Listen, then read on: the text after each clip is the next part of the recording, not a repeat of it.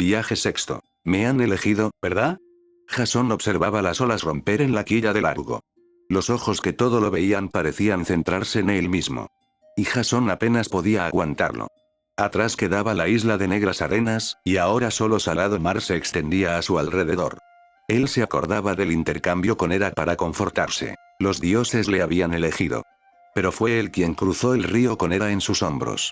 Fue él quien respondió. Él había elegido aceptar. Se refugió él en ello.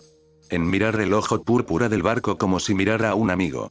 Y el barco le miraba de igual manera. Y Jasón se volcó en su barco. Lo tenía claro. No podía volver a fallar. No más interrupciones. No más islas. No más fallos. Jasón se apoyaba contra la madera en la proa. Él no permitió que su mente le jugara en su contra de cara al resto de la tripulación. Su vergüenza era solo para él. Y eso fue sin duda alguna algo que sabía hacer bien. Néstor, joven y audaz, se acercó a él con cuidado. Capitán, capitán, llamó él de ojos nocturnos. Él, capitán de amplias espaldas, dejó de mirar al infinito mar y se fijó en Néstor. Dime. ¿Qué ocurre? Jasón se acuclilló para estar a la altura del niño. Es Teseo, capitán, él, no se encuentra bien. Ante las palabras del niño, Jasón se levantó. Gracias por estar tan atento, mi segundo al mando. Dijo Jasón desordenándole el pelo de manera amable. Con prisa se dirigió a donde se encontraba el joven príncipe ateniense. Él, de palabra atravesada, se hallaba apostado en la borda, vomitando sus interiores al mar. Claro quedaba que esto no era un mareo común y corriente. Teseo, amigo mío, ¿te encuentras bien? Preguntó Jasón, preocupado por él.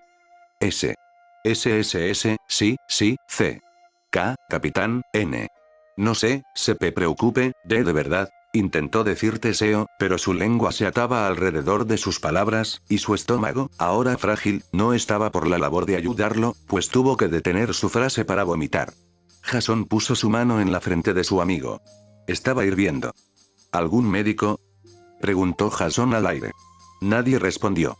Todos allí eran capaces de coser heridas o desinfectarlas. Pero algo que no sangraba, o no era una herida de guerra, los pasaba a todos por encima. Jasón suspiró. Tendrían que parar. Por mucho que él no quisiera, la vida de uno de sus hombres valía mucho más que su miedo a no lograr la misión. No solo eso, sino que Jasón había prometido que no perdería a ninguno de sus hombres. Y él tenía pensado cumplir esa promesa. El resto de argonautas miraban con algo parecido a incomodidad en sus ojos. Nada podían hacer, y eso les dolía. Miraban a Jasón como capitán, esperando directrices claras. Jasón se levantó después de ayudar a Teseo a reposar en contra de la madera del barco. Pararemos en la siguiente isla. Mientras tanto, tomad turnos para cuidarle. Néstor, empiezas tú. Dijo él, de voz profunda mientras se sentaba en su remo. Los demás, remaremos para llegar lo antes posible. La tripulación miraba a Teseo y a los remos, pero no se movían. Ya. Ahora mismo. Dijo Jasón. Ante tal tono de voz, todos los demás se sentaron y comenzaron a remar. Mientras tanto, el pobre de Teseo, tumbado cerca del mástil, miraba al cielo con sus ojos claros. La temperatura de su cuerpo subía por momentos. Y su mente, normalmente prudente y ágil, no parecía cavilar bien. Pero eso parecía. Las SSS. S sombras, Néstor, NN Néstor, CC cuidado con las S sombras, N. N no hacen nada, MM malo. La voz de Teseo era débil y sus palabras enrevesadas. Néstor puso un paño húmedo sobre su cabeza, tratando de aliviar su dolor. La respiración del ateniense era superficial, y se quejaba cada vez que lo hacía, como si respirar fuera un suplicio. Su abdomen se contraía violentamente, intentando volver a vomitar, pero ya no quedaba nada en su interior. Las arcadas de Teseo eran violentas, y su cuerpo fuerte parecía ahora hecho de trapo. Néstor se puso muy nervioso ante la cruenta exposición de dolor de Teseo, pero permaneció junto a su lado y cogió su mano con fuerza. Teseo, en su dolor, apretó la mano del niño hasta que, sin querer, la rompió. Teseo abrió los ojos y miró a Néstor con una mirada penetrante. D de noche, Néstor, D de noche L los lobos y L los perros, S. Son I iguales, NN no tenemos que matar a los perros, no podemos, Néstor, dijo el ateniense. Néstor miró a Teseo y le animó, tratando de ayudarlo. No mataremos a los perros, Teseo, no te preocupes. Teseo, de ojos claros y brazos bien formados, tomó el hombro de Néstor. Promételo, Néstor, por favor. Antes de que Néstor pudiera prometer nada, una arcada interrumpió a Teseo, que se revolvió en el suelo. Te lo prometo, tranquilo, Teseo, tranquilo. Jasón miraba el intercambio, pero no oía nada. Arqueaba su espalda, remando con tanta fuerza como su cuerpo le permitía. A lo lejos, una isla pequeña comenzaba a divisarse. Tifis movió el timón que partía el agua bajo la madera, y el barco giró a babor para tratar de llegar a la isla lo antes posible. Jasón comenzó a remar más rápido, para llegar lo antes posible. No podía permitirse el lujo de perder a uno de sus hombres, no podía permitirse el lujo de perder un amigo. No podía permitirse el lujo de seguir fallando ahora. Pronto llegaron a la isla de arenas blancas, que debía ser su salvación. El barco encalló contra la arena. Jasón, de raudas piernas y brazos fuertes, se movió rápido. Tomó al príncipe ateniense, que descansaba ahora, sin fuerzas para seguir sufriendo, y saltó a la playa en la que habían encallado. La arena era cálida bajo sus pies, pues el sol la calentaba. Todos los argonautas, sin que uno solo quedase en el barco, bajaron a tierra, pues, preocupados por Teseo, harían bien en acompañar a su amigo y capitán en la búsqueda de ayuda. Jasón era el que más rápido se adelantaba. Pronto las murallas de piedra tallada se irguieron delante de él altas torres. Una puerta de madera blanca cerrada. Jasón miró alto a las torres, pero nadie allí había. Por lo que, llenando su pecho de aire y fuerza, Jasón gritó: «Piedad, por favor, piedad para un hombre enfermo». Los argonautas, o algunos de ellos, liderados por Heracles, se ofrecieron a tirar la puerta abajo. Pero Jasón los detuvo, pues no debían entrar a la fuerza donde no eran bien recibidos. «Por favor, por los dioses nuestros, piedad». Pronto la puerta de madera comenzó a abrirse ante los gritos desesperados del heredero de Yolco. A la cabeza del grupo que se presentaba detrás de las murallas había un hombre. Un hombre menudo, pero de sonrisa gentil. Su pelo era castaño, y su piel blanca como las arenas de la isla. Llevaba una corona de laurel y ropajes blancos ceremoniales. Cícico era su nombre y como rey de la isla, parecía encarnar su esencia. Jasón cayó al suelo sin vergüenza, con su amigo en sus brazos, desmayado por su propio bien, para calmar sus palabras derivadas del delirio, y el dolor de la fiebre.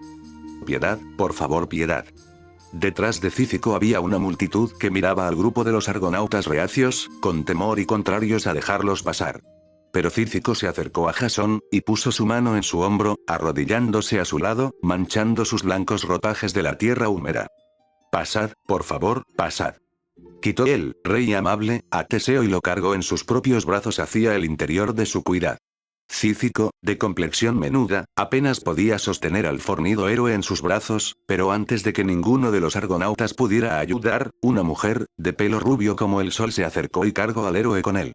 Ella vestía ropas ceremoniales blancas como la nieve y una corona de laurel igual a la del rey. Sin duda una pareja en sus nupcias. Clite era el nombre de la futura esposa, que, mientras cargaba a Teseo ayudando a su marido, le besó con cariño. «No te preocupes, cariño, nos casaremos luego. Incluso los dioses han traído testigos para nuestra unión». El rey amable asintió a las amables palabras de su esposa, que donde solo parecía haber desgracia, sacaba algo bueno de ella. Cícico sonrió con amabilidad a su prometida. «Y por ello haré de esta la mejor boda posible». Era una promesa eterna de amor entre ambos. Tiempo más tarde, el médico de la corte trató a Teseo, según sus palabras era un desequilibrio entre la bilis negra y la sangre, que con descanso y fruta fresca sería remediado sin problemas. Cosa que resultó cierta. Y Teseo podría recuperarse. La noche llegó tranquila, y Cícico se acercó a Jasón, sentándose a su lado, con una sonrisa amable en su rostro. «Quedaros a mi boda. Os lo imploro». La petición del rey no era esperada por el héroe de encinos ojos, pero sin duda alguna aceptó. Los ánimos estaban por los suelos debido a la precaria salud de Teseo, y una fiesta ayudaría a levantar los ánimos y la moral. «Os lo agradezco mucho. Y lo aceptamos con mucha gratitud». Jasón paseaba junto a Teseo, antes del amanecer por las murallas. Teseo había logrado recuperarse sin problemas, su corazón era fuerte, y sus ganas de vivir eran muchas. «Me alegro de que estés mejor, amigo mío», dijo él, de voz fuerte, con un sosiego y tranquilidad creciente al ver al ateniense recuperado por completo en menos de un día. «Gracias de verdad». El tartamudeo de Teseo no había parado, pero era más controlado. Él, de ojos claros como el cielo, llevaba su espada al cinto, y de su túnica colgaba un hilo de oro, de los detalles de su vestimenta. Jasón se fijó en ello, pero no reparó mucho más. Jasón caminaba con su lanza como bastón para facilitar su caminar y por temor a que algo pasara. Las afueras de la ciudad eran agradables. La noche anterior había llovido y el rocío daba frescor al ambiente. Realmente la isla era un lugar idílico, lleno de calma y tan tranquilo como un lago, que quita el calor y restaura las fuerzas. Ambos héroes, una vez llegaron al levante, se sentaron contra la muralla para observar el amanecer. Ambos miraban con una sonrisa calmada en sus rostros. En las rocas de la pared había unas marcas de zarpas profundas, que habían sido hechas hacía no mucho tiempo. Teseo fue el primero en notarlas, pues al levantarse palpó las huellas de la muralla. Teseo llamó a Jasón, con urgencia y necesidad. JJ Jasón, R rápido. Jasón miró las huellas que había en la muralla. Jasón pasó la mano por la muralla y mientras las grietas eran examinadas por él, se oyó un gruñido detrás de ellos. Uno tan profundo y oscuro como el abismo en un acantilado. Un oso se acercaba por la lejanía, pero no era un oso cualquiera. Era tan grande como una montaña y sus pasos hacían retumbar la tierra. Su rugido hacía que el alma de los más valientes se estremeciera y su mera contemplación parecía resaltar la ironía de Gea con sus criaturas. El oso se fijó en ellos, para su desgracia. Estaban lejos de la puerta de la ciudad, pues estaba en el otro extremo, algo que visto lo visto era muy inteligente. El vaho salía de la nariz del oso como advertencia tácita de lo que pasaría. Con un rugido estruendoso el oso se puso en dos patas, alzándose 6 pies por encima de la altura de los héroes. Y para su horror vieron cómo la bestia tenía 2 pares extra de brazos que portaban dagas brillantes como garras afiladas. Y sus dientes afilados eran una tentativa clara. La bestia comenzó a correr hacia ellos. Corría de manera antinatural. Sus 6 extremidades lo hacían rápido como los conejos pese a su masa infinitamente superior. Los héroes sintieron como sus espíritus se fortalecían ante la batalla inevitable. Sus cuerpos se enfriaron y sus bocas se secaron preparándose para el choque. Antes que el propio oso, llegó primero su olor. Era un olor a bosque profundo. No el del bosque en la primavera, sino en el crudo invierno. Un olor no a hojas, sino a muerte y humedad. El oso atacó, ambos héroes se separaron para intentar rodear al oso. Jasón lo hizo por instinto. Teseo, de mente ágil, por estrategia. El ateniense con un ruido sordo llamó la atención de Oso, que se levantó en sus 2 patas traseras para atacar con todo su peso. El ateniense esperó, y en el momento justo dio salto hacia atrás, haciendo que el oso cayera como una losa en la tierra. Jasón, que había sido ignorado por el oso, debido a la acción de Teseo, corrió hasta su lateral, donde se había creado una entrada. Con fuerza trató de ensartar la lanza en su costado y así lo hizo. El oso gimió de dolor. Un rugido que heló la sangre de los presentes. Jasón sentía como su corazón latía rápidamente en su pecho, tanto que parecía que iba a estallar. El oso se levantó muy por encima de Jasón, tapando el sol que se levantaba con su gran tamaño. Otro rugido fuerte se oyó, y la saliva del oso mojó a Jasón. Su lanza se había quedado clavada en el costado de la bestia, así que ahora Jasón estaba indefenso. Solo tenía su voluntad y sus brazos. El oso se dispuso a caer sobre él con toda la fuerza que tenía. Las 4 zarpas cayeron, 2 destinadas a separar la cabeza de su cuerpo, y las otras a destrozar el torso amplio del héroe. El héroe dio un paso para atrás, que resultó ser insuficiente para salvarle completamente, pues una de las zarpas del oso atravesó el rostro de Jasón, desde su frente a su mentón, salvando su ojo por suerte. Eso no impidió que la sangre cayera sobre su ojo, cegándolo momentáneamente. El oso había caído justo enfrente de él. Podía mirar su rostro. Pero no había nada en él. No odio. No asco. No había nada. Solo instinto natural, lo cual dejó tranquilo a Jasón, de algún modo. El oso volvió a gruñir justo enfrente de la cara de Jasón. La lengua de la bestia salía de su boca, y Jasón, viendo la oportunidad, cerró la boca de la bestia, haciendo que la lengua cayera al suelo ante la fuerza con la que Jasón había cerrado la boca del animal. El animal pareció sorprendido al ver su lengua caer al suelo. Teseo, en un movimiento ágil, clavó su espada en la espalda del animal, haciendo que éste se levantara de dolor, intentando quitar al ateniense que se apostaba en su espalda. Jasón miró cómo la lanza seguía en su costado. Con agilidad la sacó y gritó al animal. Este le gruñó de vuelta y se preparó para atacarle, condenándose a sí mismo, pues Jasón empujó la lanza hacia adelante, que sumado al peso del oso que cayó sobre su lanza, atravesó el pecho del oso. El animal muerto se cayó encima de Jasón, aplastándolo. Jasón sentía como si tuviera una columna encima de sí mismo, le costaba respirar, y el pelaje del oso era canicular hasta el extremo. Intentó quitárselo de encima, pero no pudo, pues el peso le inmovilizaba. Teseo hizo palanca con una rama y le ayudó a salir. La lanza sobresalía del animal de manera obscena, bañada totalmente de la sangre roja del animal. ¿Qué hacemos con él?, preguntó Teseo. Jasón lo miró, y aunque pensará que sería una manera de diferenciarlo si llevaba la cabeza del animal para sí, rechazó la idea. Dejémoslo aquí. Los animales lo aprovecharán y no habrá muerto en vano.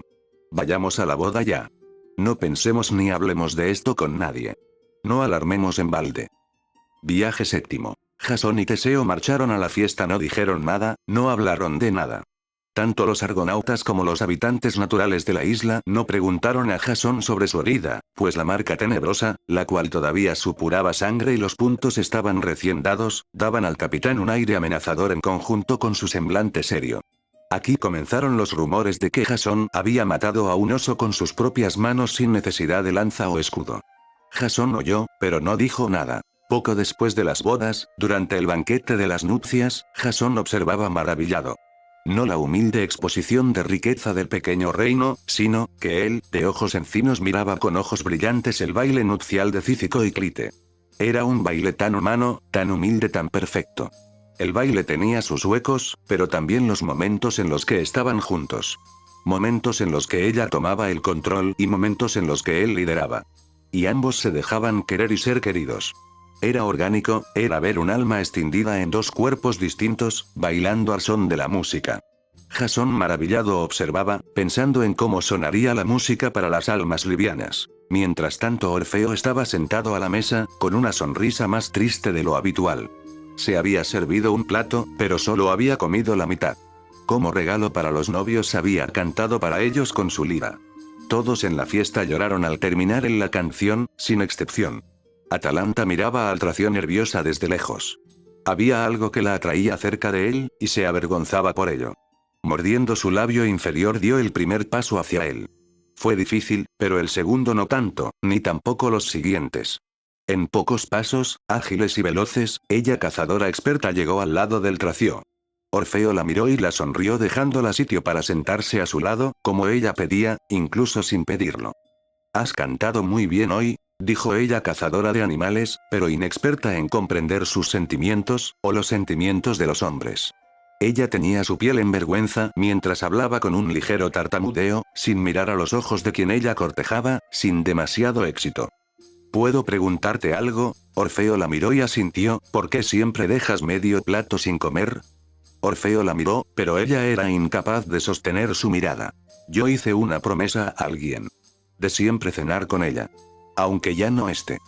Orfeo dijo, él que sabía de los sentimientos de los hombres y las mujeres, pues había vivido lo que ellos desembocan en el ser humano, notó lo que Atalanta quería hacer.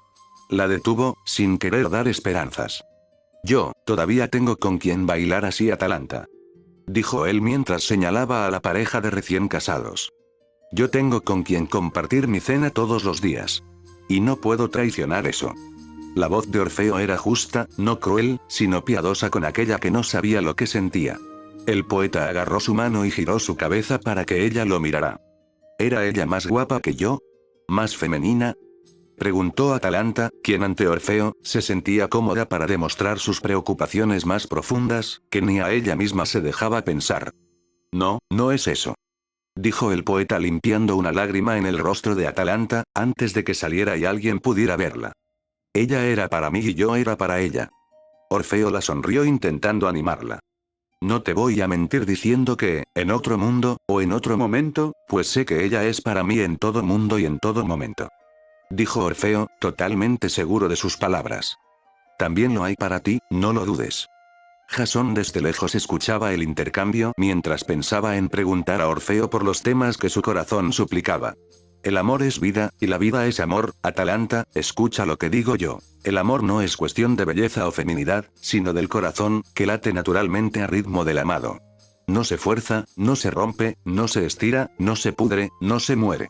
¿Qué es el amor sino el deseo recíproco de amar antes que ser amado? Pero recuerda siempre que mereces amor y amor mereces, porque estás viva y viva estás. Y amar es vivir y vivir es amar. La única manera de recibir amor es dándolo. Decía mi mujer que para amar a los demás hay que amarse a uno mismo, pues todo es feo y gris cuando no te quieres. Y tenía razón. La vida es a todo color Atalanta, la brisa del viento, el olor del mar, la carne de caza cocinada con amigos. Son expresiones de amor, que tienes que valorar igual. Una melodía triste, una melodía alegre. Lo mismo da que da lo mismo. Ya hay un corazón que late a tu ritmo, te queda buscarlo sabiendo que lo encontrarás cuando sepas que quieres que te encuentre antes que buscarlo. Y llegará a ti y tú a él. Mientras tanto ríe, llora, canta, salta, baila, caza, come, siente el amor que la vida te da. Y tú das a la vida. Eres valiosa. Y la vida te ama, y yo te amo. Orfeo terminó su pequeño discurso con una sonrisa triste, pero genuina. Besó la mejilla de la cazadora, de manera casta y pura, como si fuese un títere de la vida que le mostraba a Atalanta que la amaba con todo y como era ella. Sin necesidad alguna de cambiar. Jasón observaba desde la lejanía cómo sus compañeros bailaban, comían y bebían, celebrando una sensación de paz que colmaba sus sentidos y los embotaba en su felicidad. Cícico, junto a su nueva esposa, se acercaron a Jasón. Clite, amable y gentilmente se sentó junto a su lado. Muchas gracias, Jasón. Su susurro fue confidente, y pilló a Jasón desprevenido. ¿Por qué es eso?, preguntó curioso Jasón. Clite sonrió y rió comedidamente. Señaló la herida de Jasón y la tocó con mucho cuidado. Eso es de un señor de la montaña. ¿O no es cierto? Cícico tomó la palabra y continuó donde lo había dejado su esposa. No deberías haberte alejado tanto de las murallas. En esta isla, aparte de los señores de la montaña, estamos amenazados por bárbaros de las islas del sur, y simplemente es mejor no salir muy lejos de las murallas. Jasón, en su mente no sabía si decir que el oso había aparecido en las faldas de la ciudad, pero, con tal de no preocupar a la pareja se calló. Dejándoles pensar que su paraíso era seguro. Cuando el sol estaba a punto de esconderse, Jasón y los tripulantes del Argo se dispusieron a marchar, borrachos de paz y de vino. Cícico y Clite los despidieron cariñosamente, deseándoles un viaje sin muchos problemas. Y así fue al principio. La noche estaba despejada. El viento era favorable, y se había alejados por más de varias horas de la isla de Cícico, viajando hacia el Helesponto, en el sur ubicado. Un cambio brusco en la dirección del viento hizo que la vela se rasgara, poniendo fin a la tranquilidad de la noche. La lluvia, fría como la noche de invierno, comenzó a caer de manera torrencial, acompañada por vientos fuertes y dispares que zarandeaban el barco como si fuese de papel. El Argo se convirtió en un caos desordenado e ineficiente. Todo el mundo tenía planes y formas de prevalecer en la tormenta. Pero eran incapaces de ponerse de acuerdo, llegando al punto en el que los argonautas llegaron a pelearse entre sí. Debemos echar el ancla, y tratar de mantenernos, ha dicho mi hermano, y eso debemos hacer. Pólux dijo, encarando a Heracles, que había desechado la idea de Cástor. Pólux, que amaba a su hermano, lo defendió. Heracles miró hacia abajo al espartano. Y yo he dicho que tenemos que sortearla y salir del centro de la tormenta, así cueste lo que cueste. Pólux crujió sus nudillos mientras miraba a aquel de fuerza inhumana, sin temor alguno a enfrentarse a él en caso necesario. Eventos similares se repetían por todo él, mientras la lluvia torrencial caía, y el viento los azotaba a todos por igual. Jasón se encontraba en la popa del barco, junto a Tifís, tratando de mantener el timón recto, cosa que debido a la ferocidad del agua salada terminó por ser imposible. Tan fuertes eran las corrientes de que el timón terminó por romperse. El sonido de la madera rompiéndose no distrajo a los argonautas de sus disputas por quién podía salvar al barco. Sin saber que ninguno de ellos terminaría por hacerlo. Un golpe sí que llamó la atención de todo el mundo. Pólux de un derechazo había dislocado la mandíbula de Heracles cuando él, con el juicio nublado por la tormenta y la situación, amenazó con romper el brazo de Cástor. Jasón, harto por el comportamiento infantil de su tripulación, ordenó a Tifís echar el ancla hasta que el viento tuviera dirección clara y luego avanzar fuera de la tormenta hacia una isla para reparar el timón. Sin temor ni miedo se dirigió hacia los más díscolos, Pólux y Heracles. El viento que venía de todos sitios, y ninguno a la vez azotaba el pelo rubio del capitán, y las gotas de lluvia caían de su rostro. El semblante serio, la cicatriz, sus pasos disonantes, pues todavía él, de espaldas anchas, andaba descalzo de un pie, y tono profundo de voz, hicieron que los que tentaban con pelearse se detuvieran. «Haremos lo que yo diga», dijo Jasón, anunciando el curso de acción a toda la tripulación, deteniendo las peleas del barco. «A los remos, ahora. Y cuando dé la orden. Remad, como si la vida dependiera de ello». Pues lo hace. Jasón miró decepcionado a su tripulación, que había demostrado no estar a la altura de las circunstancias. Peleas de niños, para los niños, no para los adultos. Todos, obedientes, se sentaron en los remos y esperaron a la orden de Jasón, mientras él, junto a Tifís desde la popa intentaban controlar el giro del barco. Con uno de los grandes remos como timón improvisado, y cuando el viento pareció aclararse y soplar en una sola dirección de la cual ni siquiera Tifís estaba seguro de cuál era, Jasón dio la orden. «Remad bastardos, con toda vuestra fuerza». A lo lejos una isla aparecía. No estaba claro cuál era su situación, pues la oscuridad impedía verlo de manera clara. «¿Crees que hemos vuelto, Tifís? ¿O hemos llegado a una nueva isla?» Jasón preguntó. Tifís no lo sabía, por lo que no dijo nada. Aún así, no parecía haber otra opción, por lo que Jasón ordenó que remaran con fuerza hasta la isla. Y así lo hicieron. De vuelta en las arenas blancas, Jasón y el resto de la tripulación avanzaron por medio de la oscuridad. En la isla de Cícico, el rey, preocupado por su pueblo, al ver un barco llegar en medio de la tormenta desde el sur, pensó lo peor. Reunió a sus hombres, y se armó de valor y bronce, para enfrentarse a los bárbaros del sur, que por tanto tiempo habían codiciado su isla. Mientras tanto, Jasón y los argonautas llegaron a las murallas, donde un hueco había sido hecho en la muralla, a base de lo que parecían zarpazos y mordiscos. Jasón pensó que en esa isla también podría haber osos de similares características y se previno. «Vuelve pronto, mi amor», dijo Clite susurrando a su marido mientras él se ponía el casco, preparado para luchas contra los invasores. Él se despidió con un beso cariñoso y se lanzó al ataque arropado por la oscuridad y el silencio. Jasón avisó a sus tripulantes que estuvieran atentos a cualquier cosa.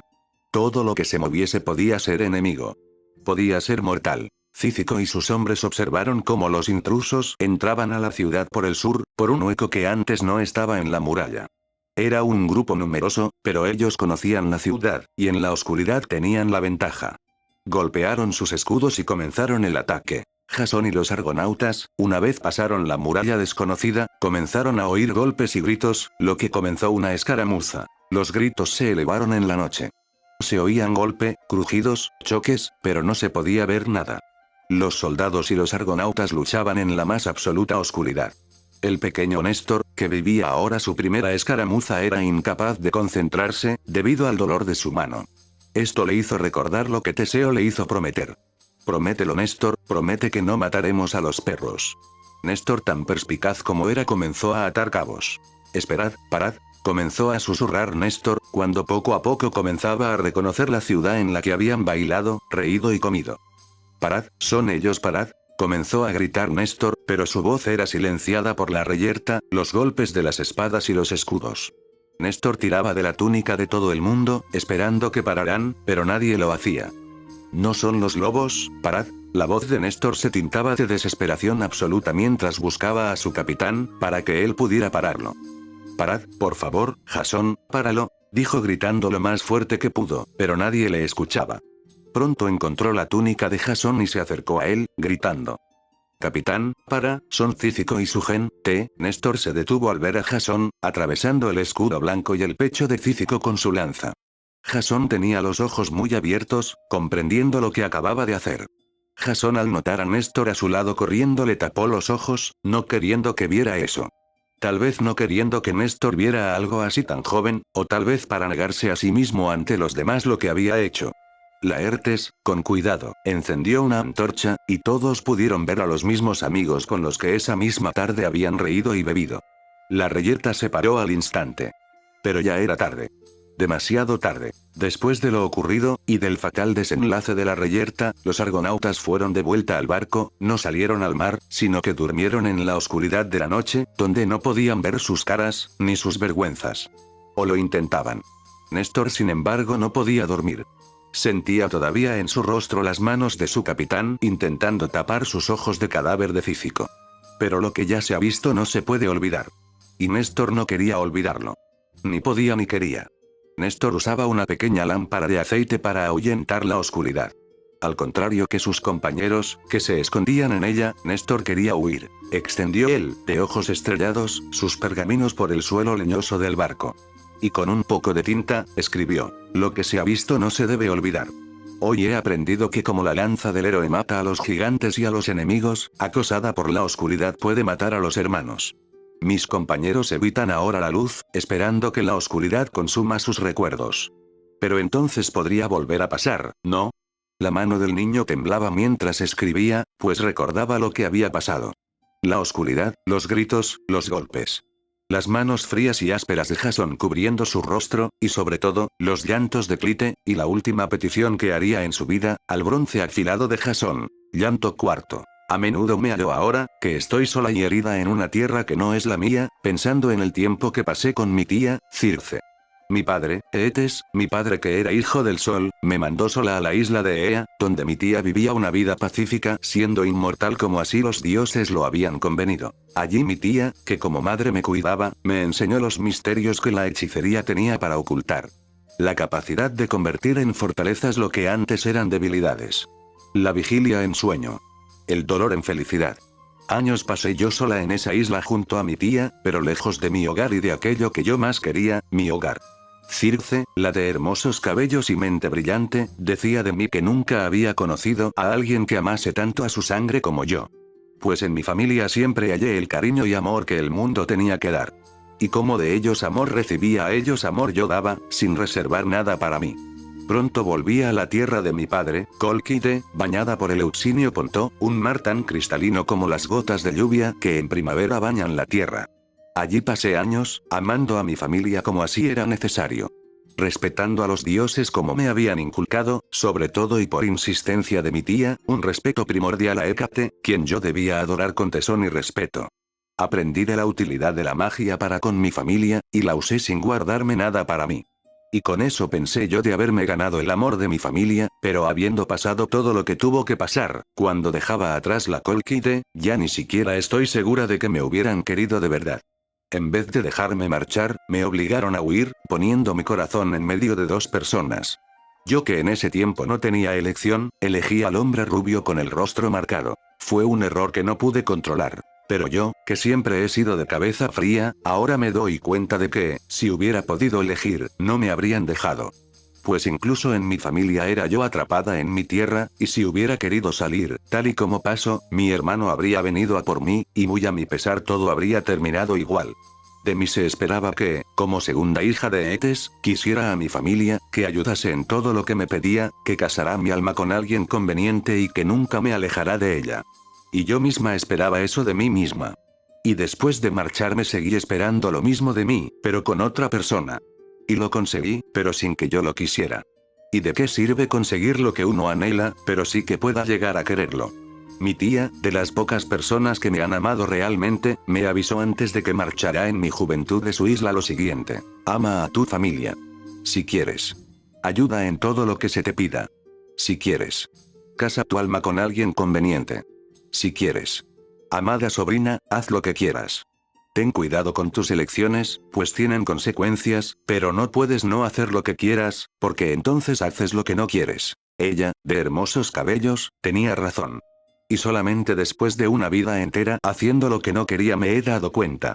Esclava yo de pasiones impuestas no pude jamás entender lo que quería, pues mi corazón anhelaba sin que pudiera remediarlo.